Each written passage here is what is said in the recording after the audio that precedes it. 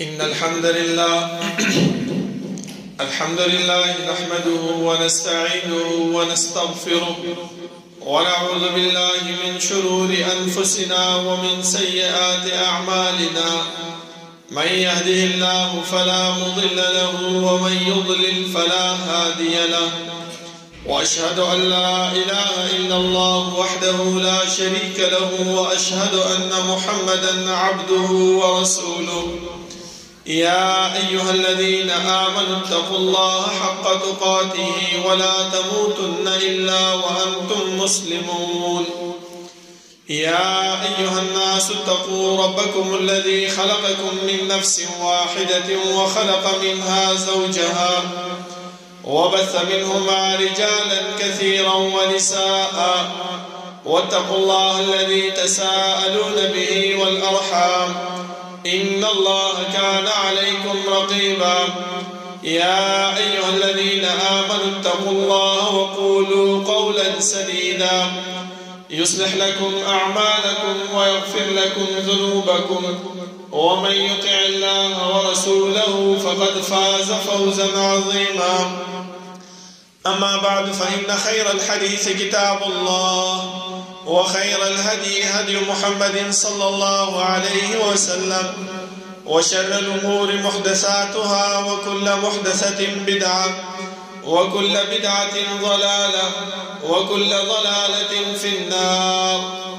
أعوذ بالله من الشيطان الرجيم. بسم الله الرحمن الرحيم. أمن هو قانت آناء الليل ساجدا وقائما يحذر الآخرة ويرجو رحمة ربه قل هل يستوي الذين يعلمون والذين لا يعلمون إنما يتذكر أولو الألباب. دا الله رب العالمين حمد و ثناء و جناب محمد رسول الله صلى الله عليه وسلم بانی درود و سلام نبعد.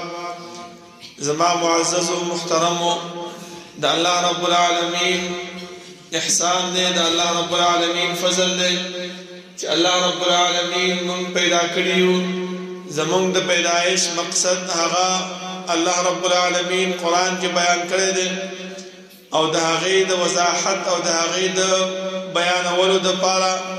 الله رب العالمین د آدم علیه السلام د نیولې د جناب محمد رسول الله صلی الله علیه وسلم پورې انبیاء کرام راولېږل. دې انبیاو موږ ته د الله رب العالمین د عبادت او د الله رب العالمین د وحدانیت طریقې راته وښودلې، تر دې پورې چې دا خبره هم راته وکړله چې انسانانو الله رب العالمین چې په تاسو باندې کوم احسان کړی دی، کوم نعمت در باندې کړی دی، نو د هغې شکریه ادا کول دا په تاسو باندې فرض دی. هغه شکریه څنګه ده؟ صحابه کرامو به د رسول الله صلی الله علیه وسلم نه به تپوس کولو چې د الله رسوله تا د خو الله رب العالمین مخکیني او وروستني ټول ګناهونه معاف کړي دي، نو ته ولې ځان دومره ستړی کوې؟ ډېر په ودرېدو باندې دا پنډۍ مبارکې وپړسېږي. نو هغه ورته وفرمایل چې آیا زه د الله رب العالمین شکرګزار بنده نشم؟ افلا اکونو عبدا شکورا. تاسو وګورئ زما محترمو چې کله په دنیا کې یو انسان باندې بل انسان احسان وکړي، ښېګړه ورسره وکړي، نیکي ورسره وکړي، ښه والی ورسره وکړي، هغه انسان د هغه انسان شکریه ادا کوي. هغه انسان دومره شکریه ول ادا کوي چې وسه کېږي چې د هغې کوم کار او کومه نیکي چې ورسره دې انسان کړې ده د هغه نیکي بدله وله ورکوي. زما محترمو نو دلته رسول الله صلی الله علیه وسلم وګوره موږ ته دا وښودلې چې کله تاسو د الله شکریه ادا کوئ نو د رب العالمین شکریه څنګه ادا کېږي؟ لکه څنګه چې قاري صاحب مخکې وویل چې لئن شکرتم لازیدنکم، د الله رب العالمین چې شکریه ادا کړي نو الله به زیات کړي. څنګه شکریه ادا کړو؟ چې په خوله ووایو چې شکر دی شکر دی، نور چې څه کوو بس سم چې په زړه کې راځي هغه به کوو؟ نه، بلکې پیغمبر موږ ته د دې شکریه وضاحت وکړو چې دا شکریه به ته څنګه ادا کړې دا شکریه به ته داسې ادا کړې چې الله په تا باندې احسان وکړو الله په تا باندې فضل وکړو ته به راشې جومات ته 2 رکعاته د شکریې نوافل به ادا کړې ځکه رسول الله صلی الله علیه وسلم چې کله کومه خوشحالي به پرې راغله کوم یو ښه کار به وشو سمدستي به راغی او سجده به الله ته ویستله دا د رسول الله صلی الله علیه وسلم د رب العالمین د خوشالولو د هغې د شکریې د ادا کولو طریقه وه او دا یې موږ ته وښودله چې انسانانو په دې طریقه باندې به د الله شکریه ادا کوئ اوس دا ټولې خبرې موږ د کوم ځای نه زده کړو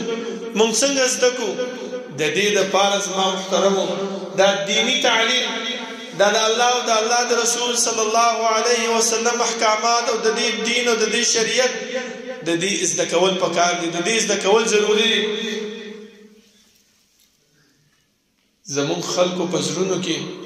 دا خبره موجود ده چې لکه بچی مې مدرسه کې داخل کو ابا څه شي کوي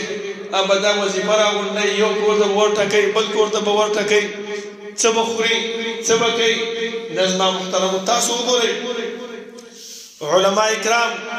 استادان د دینی مدارسو کله هم وګڼل دي شوی کله هم چې کوم دی هغه ته ولګي د لاسه خودکشي نه کړي کله هم د چا مخې ته دا فریاد نه کړي چې یاره بیګا زه وګي ود شوی و بیګا بلکې الله رب العالمین د دې نور خلقو نه دی علماء ته دی اساتذه ته دی طلباء ته خوراک ورکړي دا هغه خېټه خلک مړیږي خو په سبا باندې چې موږ د الله رب العالمین دین زده کوو تاسو وګورئ زما محترمو زموږ والد محترم هغه ته یو زنانه راغله او ورته یې وفرمایل چې شیخ صاحب زما یو بچی دی چې کله مې ورته واده نه و کړی نو دې کور کې مې ښه ځای و دې بچي به زما تپوس مې کوو زما ډاکټر زما بیماري زما دوایي هر څه به یې رانه راوړل خو چې کله مې ورته واده وکړو اوس هغه غټ کور دی په هغې کې مې ځای نشته دی نه رانه د دوایي تپوس کوي نه رانه د خوالې تپوس کوي نه رانه د بدوالې تپوس کوي نه رانه دا دومره وایي چې مورې څنګه یې هغه څنګه خدا پرېږده چې سلام هم راته نه اچوي زموږ والد صاحب ورته وفرمایل چې تا به پې تعلیم دی کړی هغه ویل نه بچیا ډبل ایم ایم پې کړې ده هغه ورته ویل چې دا عصري علوم دا تاسو ته د مور او د پلار خدمت هغه نه ښیي د مور او پلار خدمت کم تعلیم ښیي وقضى ربك الا تعبدوا الا اياه وبالوالدين احسانا اما يبلغن عندك الكبر احدهما او كلاهما فلا تقل لهما اف دا تعلیم کوم ځای نه خبره کېږي د مور او د پلار د ادب دا دیني تعلیم ښیي ووصينا الانسان بوالديه احسانا حملته امه كرها ووضعته كرها ډېر په تکلیف او سختۍ سره ته چې کوم دی نو روزلې ته نه میاشتې په خپل خېټه باندې ډېر په مشقت او په تکلیف سره برداشت کړې دا تعلیم تا د کوم ځای نه ښودلی کېږي دا دیني تعلیم زه دا نه یم چې دا سکول تعلیم بد دی دا مه کوئ نه دا هم پکار دی چې وکړو ځکه دنیا کې ژوند تېرول دی د دنیا معاملات دی په دنیا کې چې دی نو وخت تېری نو دا به څنګه تېرېږي دا په دې طریقه باندې تېرېږي چې موږ دنیاوي تعلیم وکړو دنیا کې ژوند تېر کړو لیکن دینی تعلیم سره موږ به خپل آخرت جوړو موږ به د مور او پلار ادب زده کوو موږ به د مشرانو ادب زده کوو موږ به په کشرانو باندې رحم کوو موږ به د خبرو طریقه زده کوو دا ټولې خبرې د کوم ځای نه زده کېږي محترمو دا دینی تعلیم نه زده کېږي او الله رب العالمین فرمایي چې هل یستوي الذین یعلمون والذین لا یعلمون آیا برابر دي هغه کسان چې علم یې زده کړی دی او هغه کسان چې علم یې نه دی زده کړی دا برابر کېدی شي هېڅکله نه شي برابر کېدی ولې یو سړی پوهه دی یو سړی مدرسه کې وخت تېر کړی دی یو سړی چې دی د الله علم زده کړی دی د الله دین زده کړی دی د الله شریعت زده کړی دی او یو سړی داسې دی چې هغه ټول عمر یې په زمینداره کې ټول عمر یې په غرونو کې ټول عمر یې په ګډو بیزو غویانو سره تېر کړی دی دا برابر کېدی شي هېڅکله نشي برابر کېدلی پکار دا زما محترمو اوس چې په موږ باندې ژوند تېر دی عمر تېر دی موږ ارمان کوو د دې خبرې خو دا پکار ده چې موږ خپل بچي د دین طرف ته راغب کو دینی علوم نه خبر کو په دین باندې پوهه ولا ورکو لکه زما محترم تاسو وګورئ په دې معاشره کې چې موږ زو بهر دا زموږ معاشره د دې شي نه خبر چې دا مونږ څنګه کېږي مونږ څنګه کېږي نن سبا چې زموږ کوم مليان دي کوم مفتیان دي کوم علما دي دا مونږ ته د علم سره د مونږ طریقه نه ښيي تاسو وګورئ بهر چې تاسو لاړ شئ که جمع د نشي وي هر جمعات کې به څلور پنځه ملګري به رواني هر یو سړی به یو به هغه کونج ته ودرېږي یو به هغه ځای کې ودرېږي یو به هغه ځای کې ودرېږي ولې دویمه جمع نه کوي وما ځان ځان ته مونځ کوي او رسول الله صلی الله علیه وسلم څه فرمایي دا یې راته فرمایلي دي چې د ځان د مونځ نه په جمع سره مونځ دا په 25 درجې او په 20 درجې باندې بهتر ده اوس دا امي سره کما دا علم نه وي کړی سکول مې ډېر ویلی دی سکول باندې مې ډګریانې حاصلې کړې دي خو د شنه نیم خبر ولې دا دین ماته دا خبره ماته د کوم ځای زده کېږي دا د شریعت نه دا د دیني تعلیم نه ماته زده کېږي چې جمع سره مونځ 20 درجې او 50 درجې بهتر ده اوس ګوره مثال د دې بل درکړم یو سړی دی د جومات د ګیټ باندې ولاړ دی دوه کسان ولاړ دي یو دې طرف ته ولاړ یو دې طرف ته دې طرف والا 1 روپۍ ورکوي او دې طرف والا 25 روپۍ ورکوي ستاسو څه خیال دی تاسو به کوم طرف ته ځئ 1 روپۍ والا طرف ته به ځئ که 50 روپۍ والا طرف ته به ځئ هر سړی به 50 والا طرف ته به ځو که نه نو ګوره دلته ولې دې مونځ کې ولې مونږ دا کوتاهي کوو مونږ ته زموږ علما څه وایي زموږ مفتیان څه وایي نه درېیمه جمع نه ده پکار ولې د اولې جمعې هغه عظمت او هغه مرتبه ختمېږي لکه د الله بنده چې که اوله جمع ما نه وشه بیا به څه کومه ټیک ده زه په یو کار کې مصروف یم ټیک ده زما کور د جومات نه لرې دی په راشدو را راشدو کې ما نه جمع لاړه بیا به څه کومه دا خبرې بیا نه بیانوي دلته بیا د دویمې جمعې اهمیت هغه نه بیانوي ولې دیني تعلیم مونږ کړی نه دی خپل بچی مونږ د مدرسو ته د دیني تعلیم ته مونږ مهیا کړي نه دي چې هغه مونږ ته دا وایي چې پلاره هغه مونږ ته دا وایي چې مشر وروره هغه مونږ ته دا وایي چې د ماما زویه د کاکا زویه د ترور زویه دویمه جمع باندې هم ډېر ثواب دی لکه څنګه چې په اوله جمع باندې دی دغه شان په دویمه جمع باندې دی بیا زما محترمو چې کله مونږ جمع ودرو دوه کسان یو مونږ ته دا علماو نه دي بیان کړي چې دوه کسان چې جمع کوي نو یو ځای ودرېږي چې درېیم کس راشي هغه دویم کسان سره شاته کړي او شاته ودرېږي مونږ ته دومره پته نشته دی مونږ څه کوو راشو هغه درېیم کس هم د دویم سره څنګ په څنګ باندې ودرېږي لکه د ښځو غوندې ښځې چې څنګه مونځ کوي که نه همدغه شان دې ورسره ودرېږي ولې د دیني تعلیم نه ناخبره یو دینی تعلیم هم نه دی کړی نن د الله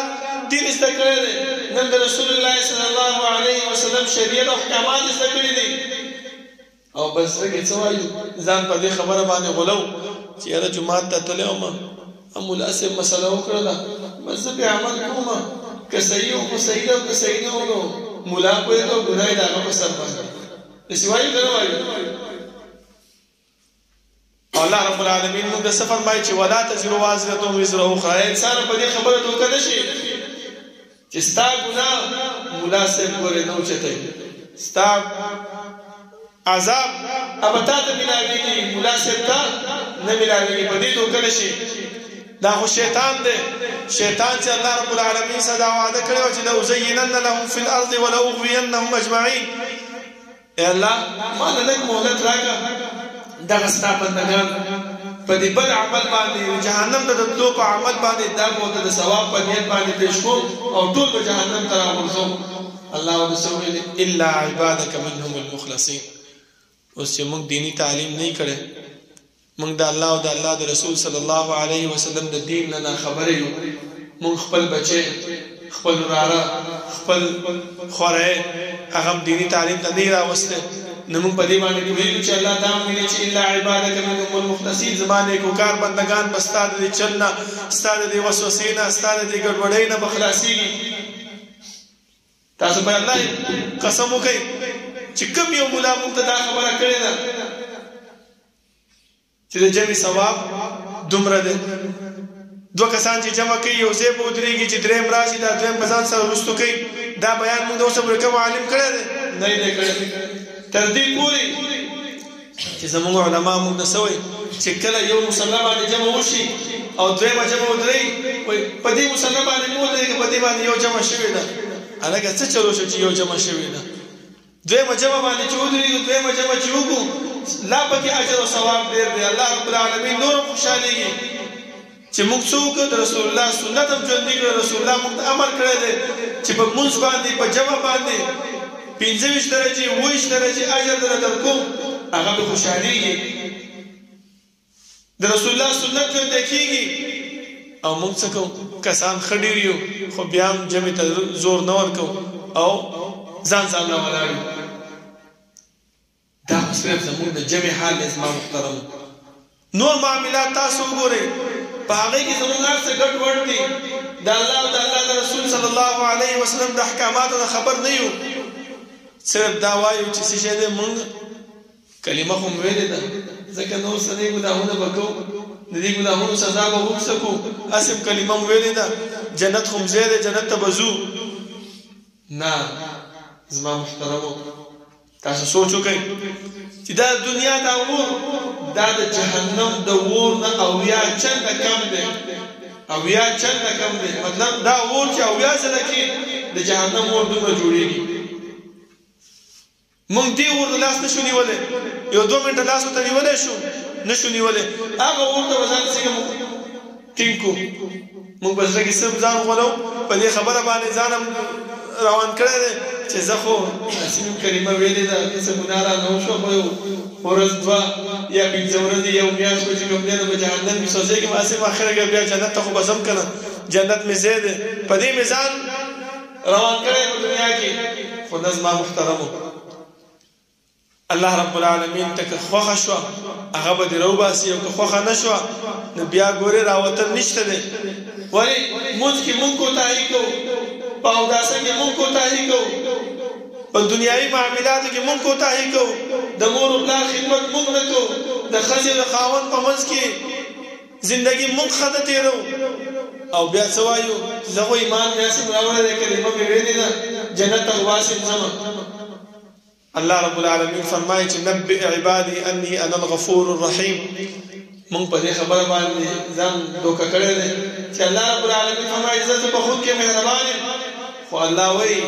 بله خبره مې یاد وساته، صرف دا یو ټکی دی په قرآن کې کتلی دی،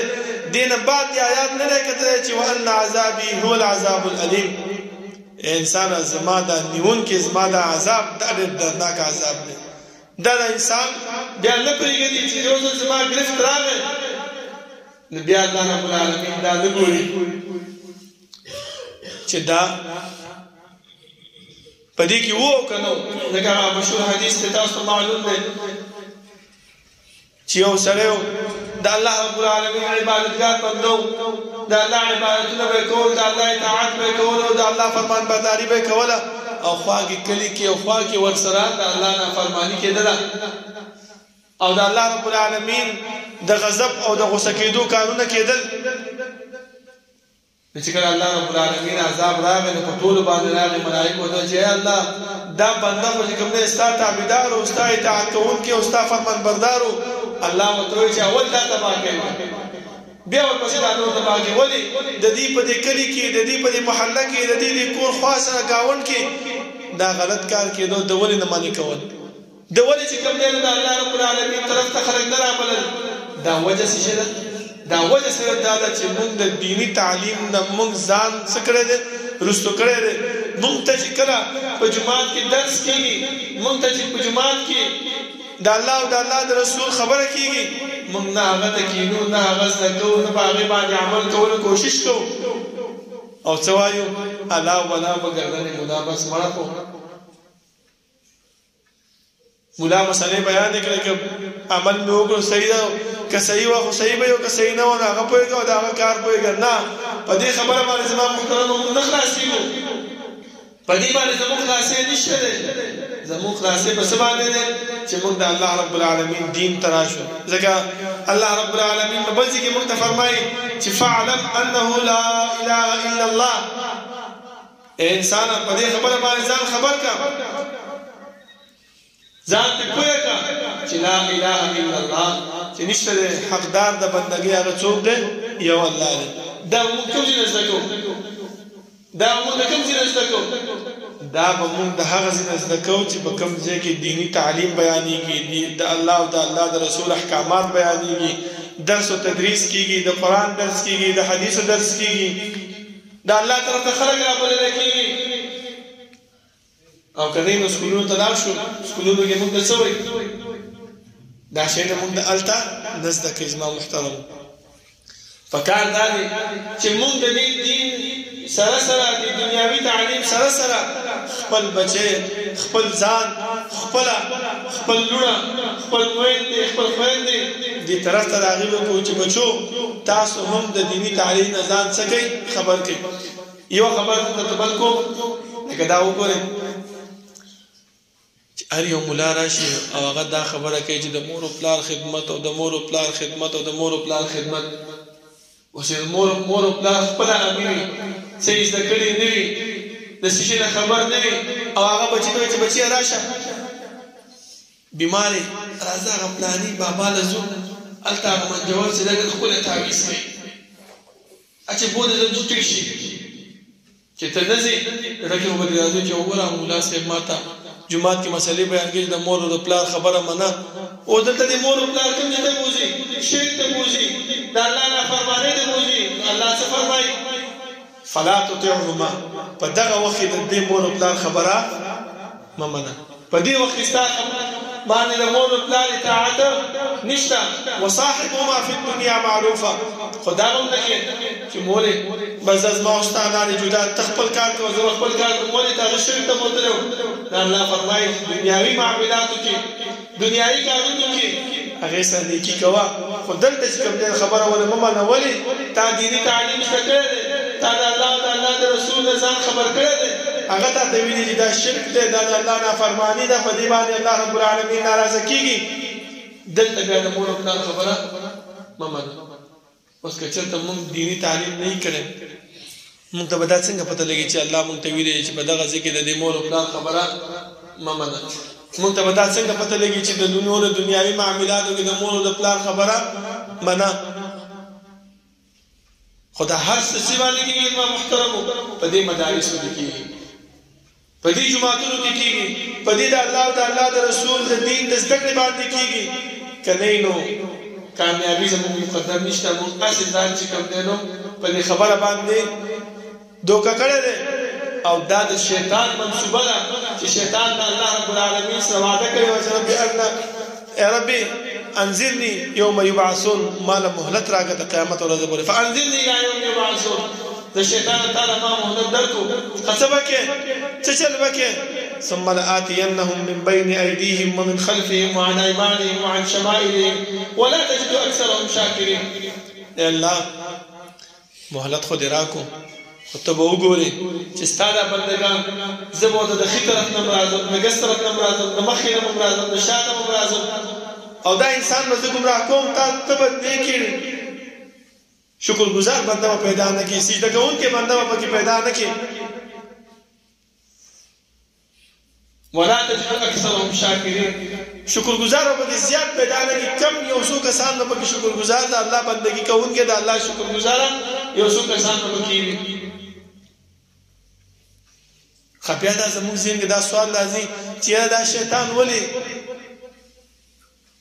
دا خلک ځان ته رابلي الله دا موږ ته بیان کړ چې دا شیطان ځکه دا انسانان ځان طرف ته رابلي جهنم طرف ته رابلي چې خپل ځان له ډله زیاته کړي خپل ځان له خلک زیات کړي چې زړه خو مطمئن دي چې د جهنم کې ځان نه سوځيږم ما سره مخلوق شته ما سره خلق موجود دي چې ما سره په دې دنیا کې سکی سوځيږي زما محترم دا الله رب العالمین دا احسان په ځان باندې وګڼو دا الله رب العالمین دا فضل په ځان باندې وګڼو چې الله رب العالمین زمون په محله کې زمون په کلی کې دا مدرسه راکړې ده او داسې علما داسې اساتذه داسې انتظامیه دي مدرسې والا ورکړي دي چې هغه وخت په وخت باندې زمونږ د تربیت کوشش کوي علما راغواړي هغو ته بیانونه ورکوي هغو موږ ته د دیني احکامات موږ ته بیانوي خپله دلته د قرآن درس کېږي د حدیثو درس کېږي په هغې کې موږ ته دین تشریح کېږي په کار موږ ته دا دی چې موږ څه وکړو لږ شانتې وخت 15 منټه 20 منټه نیمه ګنټه الله له ورکړو ځکه زما محترم امام ابن تیمیه رحمه الله هغه فرمایي قیامت پر ورځ به الله رب العالمین دوه تپوسونه انسان نه به کوي چې اول ماذا کنتم تعبدون چا عبادت دی په دنیا کې کوو بل ماذا اجبتم المرسلین دا پیغمبر به چې درلېږلی و دا قائد او رهنما او استازی به چې درلېږلی و د دې د څونه خبره منلې وه د دې د څونه اطاعت کړی و د چې درته کوم امر کړی و د هغې باندې څونه روان شوی و که کوم کارونه چې منع کړی د هغې نه څونه منع شوی وي ځکه زما محترمو اوس مولیانو ته زه به دا ووایم چې تاسو به دا وایئ چې یاره ملا صاحب راته دا وویلې چې یاره د عالم خبره منه هغې درس ته کښېنه خو نه زمونږ په دې وخت کې داسې علما او داسې مفتیان پیدا شوي دي چې هغه تا ته د قرآن کریم آیات پیش کوي او په دې آیات کې تا ته الټه معنا کوي ته خو عامي سړی تا نه د الله نه ځان خبر کړی نه د پیغمبر نه ځان خبر کړی نه دیني تعلیم ته ځان درغه کړی دی تا وویل چې یاره ما ته بس د قرآن آیات پیش کړو د حدیث د رسول الله پیش کړه به دا صحیح ده خو چې کله درته ملا پیش کړي بیا هم راشه بل عالم ته لاړ شه چې یاره هغه جومات کې مولانا صاحب دغه مسله پیش کړې وه چې دا خبره به صحیح او که نه د قرآن نه به څه دلیل دی د حدیث نه به څه دلیل دی لکه یو مثال ورکوی تاسو در کوم په سورت ذاریات کې الله رب العالمین موږ ته دا خبره بیانه کړې ده چې وفي انفسكم افلا تبصرون علماء موږ ته فرمایي چې ګوره که نه الله رب العالمین کوم ځای کې دی موږ چې چا نموز به الله چېرته دی په هر ځای کې دی کوم ځای کې دی په هر ځای کې دی ګوره دلیل دا دی چې الله وفي انفسكم افلا تبصرون زه ستاسو په نفسونو کې موجود یم خو تا ته ښکاره منه حلولیت عقیده موږ ته وښوده که نه چې الله ستا په نفس کې موجود دی تا ته ښکاري نه داسې سترګې پیدا کړه چې الله ته ویني په خپل جسم کې بل ځای کې آیات ده وهو معکم اینما کنتم دا الله تاسو سره دی کوم ځای کې چې تاسو یې وایي د قرآن آیات یې پیش کړو خو د الله رب العالمین هغه استوا د الله رب العالمین هغه عرش باندې کېدل د هغې نفي وکړل حالانکه که چېرته موږ مخکې وروستو آیاتونه وګورو نو الله څه فرمایي وفي أموالهم حق للسائل والمحروم وفي الأرض آيات للموقنين وفي أنفسكم أفلا تبصرون اے انسانانو د الله رب العالمین قدرت وګورئ چې په ځمکه کې الله رب العالمین دومره قدرتونه ایښي دي که تاسو یقین لرئ هغه لا پرېږدوه ځمکه خو ورته بیا وروسته ګورئ خپل ځان ته وګوره چې الله رب العالمین تا کې څونه نښې پیدا کړې دي دا غوږونه دا پوزه دا سترګې دا چې کوم دی نو دماغ دا چې کوم دی نو ژبه همدغه شان دی هاضمي نظام همدغه شان دی خپې تاسو وګورئ چې کوم انسان ړوند دی د هغې نه د سترګو باره کې معلومات وکړئ څونه ارمان کوي د سترګو کوم انسان چې په غوږونو باندې کړي څونه ډاکټرانو پسې ګرځي قسمه قسم ماشینونه ګوري په غوږ باندې ږدي چې ما د اواز څه شي صفا راشي کوم انسان چې په ژبه باندې چاړی اسونه ارمان کوي دا خبرې امام کولی شوی کوم انسان چې په خپه باندې ګوډ وي همدغه شان زما محتوا الله وایي چې دې ته وګورئ په دې کې ستاسو لپاره څونه نښې موجود دي او موږ د دې ترجمه څه کوو موږ د دې ترجمه دا کوو چې الله وایي چې وفي انفسکم زه ستاسو په نفسونو کې موجود یم خو تاسو ته زه څه یم ښکارم نه بلکې الله فرمایي چې الرحمن علی العرش استوى رحمان ځان په عرش باندې څه دی مستوي دی اوس که دا مسائل چې تاسو ته دا مولیان بیان کړي نو خلک به پسې راپاڅي دې ته ګورئ موږ د مور او پلار او نیکونو چې کوم دی خدای چې الله په هر ځای کې دی او دا اوس ماته لګیا دی چې الله په عرش باندې دی اووه اسمانونو نه بره دی خلک اووه اسمانونو نه بره بیا څه شی دی ښه الله رب العالمین خو غټ دی په اسمان باندې ځایږي که په اسمان او په عرش باندې الله ودرېدلو هغه یې برداشت کولی شي دا ټول د شیطان سوالونه رسول الله صلی الله علیه وسلم فرمایي چې د انسان په ذهن کې دا خبره راشي چې یاره د اسمان الله پیدا کړی دا ځمکه الله پیدا کړی دا غرونه الله پیدا کړی خو الله چا پیدا کړی دی وایي سمدستي اعوذ بالله وایي ولې دا شیطان دی شیطان ستا په زړه کې قسمه قسم وسوسې اچوي او تا چې کله د سمې لارې نه څه کوي اړوي ستا په ذهن کې به دا خبره راشي چې ښه اوس الله چا پیدا کړو نو دا خبرې زما محترمو د دې نفي او د دې ځان ساتل او په دینی احکاماتو په دینی شریعت باندې زده کړه په دې باندې عمل دا څنګه کیږي دا په دینی مدارسو کې دینی علم زده کولو باندې په دین باندې ځان پوهه کولو باندې ټیک د زموږ باندې عمر تیر دی لیکن زموږ واړه واړه بچي دي زموږ واړه واړه ورېرونه دي زموږ واړه واړه خورینې دي هغه دې دین ته راولو هغه د الله کتاب ته راولو دا مدارس خالي پراته دي دې مدارس ته هغه راولو ټیک د زده نه چې سکول ته وبولېږي سکول ته هم لېږي ځکه هغه د دنیایي ګټه ده هغې باندې دنیا حاصلېږي دنیا کې هم وخت تېرو خو آخرت هغه هم نه دی هېرول پکار دا دنیا یا 50 کاله ژوند دی یا 80 کاله ژوند دی یا 100 کاله ژوند دی بیا به د هغې نه بعد موږ څه کوو مړه کېږو به الله نه به ځو الله به موږ نه تپوس کوي نو چې کله تپوس وشي بیا به څه بیا به څه وایي الله به تپوس کوي چې ماذا اجبتم المرسلین ما چې کوم پیغمبر در لېږلی د هغې دې څونه خبره منلې وه زما محترم چې کله موږ خپل بچي دې مدارسو ته راوستل په دې مدارسو کې هم کېنول نو بیا موږ ته دا پکار دی چې دې مدارسو سره تعاون وکړو دې مدارسو اخراجات د دې مدارسو چې کوم ضرورتونه دي هغه موږ پوره کړو ځکه الله رب العالمین فرمایي چې کله کوم یو انسان د الله په لاره کې خرچه کوي نو الله رب العالمین د هغې خرچه څه کوي ډبله کوي دوچنده کوي لك الله فرمائي مثل الذين ينفقون أموالهم في سبيل الله كمثل حبة أنبتت 7 سنابل في كل سنبلة 100 حبة تاسو وګورئ دا زمیندار خلک په دې شی باندې ښه پوهېږي د جوارو یو وړه دانه ده چې په ځمکه کې وکري هغې نه یو بوټی راوښیي په بوټي کې څو وږي کېږي 7 دانې یا 8 دانې یا 10 دانې دومره کېږي که نه هر یو وږی کې څو دانې وي زرهاو دانې وي اوس تا 1 روپۍ ورکړله الله رب العالمین په دې 1 روپۍ ورکولو باندې تا له 7 چنده بلکې د هغې نه زیات اجر او ثواب تا له درکوي ټیک ده ستا د جیب نه 1 روپۍ لاړله خرچه وشوله خو لیکن الله څه فرمایي یضاعف لمن یشاء الله یې دوچندګۍ زیاتوي الله باندې برکت اچوي ته دلته راغلې ولیکتل دې جومات ته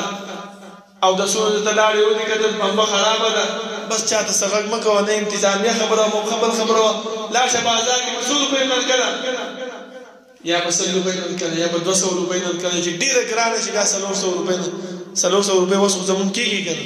500 روپۍ اوس زمونږ کېږي که نه کېږي غلې غوندې هغه نلکه راوړه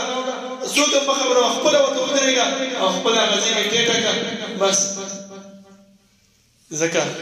رسول الله صلی الله علیه وسلم فرمایي چې د قیامت ورځ باندې حشر میدان به الله رب العالمین کړی چې په هغه حشر میدان کې به هېڅ یو سوری دی نه به پکې کوږوالی وي نه به پکې ښکتهوالی وي نه به پکې اوچتوالی وي چې د لږ شانې سوری پکې پیدا شي نه الله به داسې اوار میدان جوړ کړی وي صرف یو د عرش د سوري لاندې به خلک وي هغه عرش د سوري لاندې به څوک وي هغه کس به وي چې داخلي لاسي کومه صدقه ورکړي دا کس تاسو خبر نشي چې یاره دې ښي لاس څه ورکړل داسې نه چې ته هغه صدقه راوړې ډېر په پټه باندې ورکړې ډېر پټ راواخله نه دې ته دا حدیث دا نه وایي بلکې ستا نیت کې دا خبره موجود وي چې زه دا شی ورکوم چاله ورکوم د الله رب العالمین رضا لپاره د الله خوشنودي حاصلولو لپاره ورکوم ستا په زړه کې ریا نه وي ځان ښودنه نه وي دا نه چې یاره پلانې راته ګوري راځه لږ پیسې ورکړه چې دا خلک راته چې ډېر سخي سړی دی یاره پلانې پکې چې دی پیسې ورکړلې نه الله فرمایي چې دغه کس به د قیامت په ورځ باندې هغه سخته ورځ باندې د عرش د سوري د لاندې خو دې شي نه مونږ څوک منع کوي شیطان منع کوي او ولې دا مونږ ولې نه خبرېږو ځکه دیني تعلیم مونږ زده کړی نه دی مدارس ته مونږ راځو نه خپل بچې مونږ نه داخلو چې څوک مونږ ته دغه وکړي مړه وایي بیا راغی لکه تاسو وګورئ که نه زمونږ پلاران زمونږ مشران زمونږ نیکونه چې کله د مدرسې نه ماشوم ورشي پلاره قاري صاحب 100 روپۍ فیس دی غواړي مړه دا خو د قاري صاحب نه تنګېداره به واخلي 100 روپۍ دي او 100 روپۍ دي بدلکاري نشته دی خو چې سکول والا یې پلاره نن سکول فیس دی دا 15,000 والا ورکوله سکول کې ورکوو خو د الله او د الله د رسول دپاره هغه 100 روپۍ مونږ نه نه وځي دا ولې دا د شیطان وسوسې دي د شیطان دسیسې دي په مونږ باندې استعمالوي دا حربې د شیطان دی او په مونږ باندې خپل کارونه روان کړي دي او مونږ څه یو غافل یو پکار دا دی زما محترمو چې دې مدارسو سره تعاون وکړو په دې باندې وګورو چې طلبا پکې موجود دي خوا او شا کې چې کوم طالب راشي او وظیفه غواړي دا ونه کړو چې د 2 ورځو د 3 ورځو زړه ترکاري پاتې یو هغسې غورځو راشي دې طالب لی ورکړه نه بلکې چې کوم تازه ترکاري کوم تازه سالن تاسو خورئ هغه دې طالب له ورکړي ځکه الله فرمایي چې انفاق فی سبیل الله وکړئ او که چېرته تاسو ردی مال د الله رب العالمین په لاره کې ورکړئ او که چېرته په تا باندې د چا قرض وي او تا قرضدار ته لاړ شي او قرضدار تا ته وایي چې یاره ما سره یو زاړه پلانې شی پروت دی هغه واله وایي دا زوړ شی ته اخلي نه اخلي خپل ځان لپاره نه اخلي او د الله او د الله د رسول دپاره هغه زوړ شی ته ورکړي نو ولې د دې شي نه ځان وساتئ د دې شي نه ځان خبر کو چې دا مدارس دا د الله رب العالمین قلاګانې دي دا د الله رب العالمین دین په دې کې ښودلی کېږي د الله دین په دې کې زده کولی کېږي پکار دا دی چې دې سره مونږ تعاون وکړو پکار دا دی چې مونږ خپل خرچې خپل زکات خپل صدقات په دې مدارسو کې ولګوو په دې جومات کې وګورو کم لیټ نشته دی کم بلخ نشته دی کم پکې خراب دی مستري راوړه مستري به څونه والي خو د مزدورۍ 1500 روپۍ به والي او یو شی چې پکې خراب وي هغه یو 100 روپۍ باندې وي یا به 200 روپۍ 1000 روپۍ که چېرته موږ په مدرسه باندې ولګول الله به د 1000 په ځای باندې موږ له 2000 او د هغې نه دوچنده اجر او ثواب راکړي او په دې 1000 روپو کې به الله زموږ لپاره خیر او برکت واچوي زموږ مشکلات زموږ پریشانیانې زموږ تکالیف الله په دې باندې ختم کړي الله رب العالمین دعا ده چې الله رب العالمین د عمل کولو توفیق راکړي او الله رب العالمین زموږ توجه دینی مدارس طرف ته راغب کړي دینی علوم طرف ته راغب کړي چې موږ د دینی احکاماتو نه خبر شو دینی مسائلو نه خبر شو د دین نه موږ خبر شو د مور پلار د ادب نه خبر شو د مونځ د طریقو نه خبر شو د زکات د طریقو نه خبر شو د حج د طریقو نه خبر شو الله رب العالمین د عمل کولو توفیق راکړي او هغه اعمال دی الله مونږ نه والي چې هغه جنت ته د تلو ذریعه وي او د هغه اعمالو دی الله مونږ وساتي چې هغه جهنم ته د تلو ذریعه وي ربنا لا تزغ قلوبنا بعد إذ هديتنا وهب لنا من لدنك رحمة إنك أنت الوهاب ربنا اغفر لنا ولإخواننا الذين سبقونا بالإيمان ولا تجعل في قلوبنا غلا للذين آمنوا ربنا إنك رؤوف رحيم ربنا لا تؤاخذنا إن نسينا أو أخطأنا ربنا ولا تحمل علينا إصرا كما حملته على الذين من قبلنا ربنا ولا تحملنا ما لا طاقة لنا به واعف عنا واغفر لنا وارحمنا أنت مولانا فانصرنا على القوم الكافرين جزاكم الله خير والسلام عليكم ورحمة الله